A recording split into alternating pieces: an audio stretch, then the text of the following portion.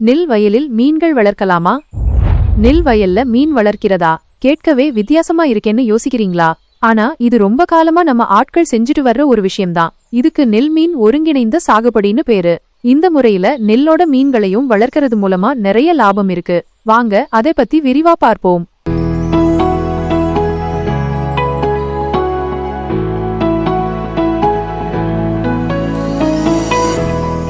நெல்மீன் ஒருங்கிணைந்த சாகுபடினா என்ன? இது ரொம்ப சிம்பிள்ங்க. நெல் பயிர் பண்ற வயல்லையே மீன்களை வளர்ப்பதுதான் இந்த முறை.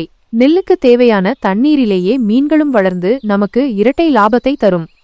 இது எப்படி வேலை செய்யுது?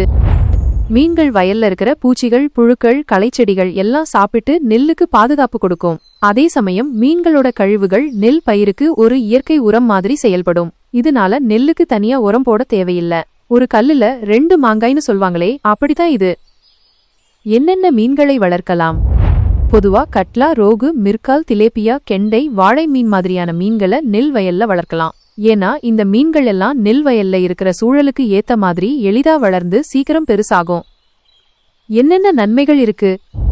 அதிக லாபம், நெல் மகசூலும் கிடைக்கும். கூடவே மீன்களையும் விற்று கூடுதல் வருமானம் ஈட்டலாம். ரசாயனங்கள் குறைப்பு. பூச்சிக்கொல்லி மருந்துகள், ரசாயன உரங்கள் பயன்படுத்துறது குறையும்.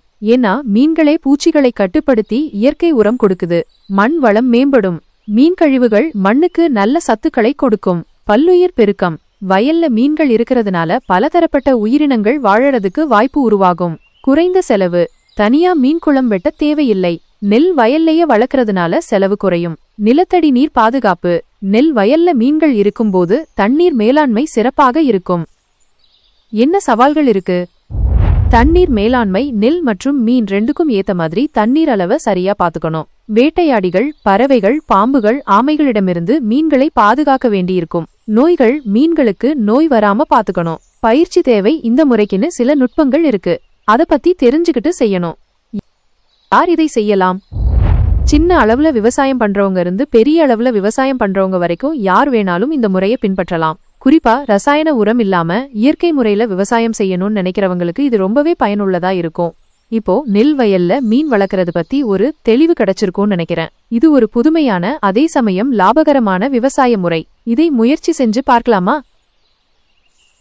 இந்த பதிவு உங்களுக்கு பயனுள்ளதா இருந்திருக்கும்னு நம்புறேன். இந்த வீடியோக்கு ஒரு லைக் போடுங்க. உங்க நண்பர்கள் வட்டாரத்துல ஷேர் பண்ணுங்க. இந்த வீடியோ பத்தின உங்க மேலான கருத்துக்களை கமெண்ட் பாக்ஸ்ல பதிவு செய்யுங்க.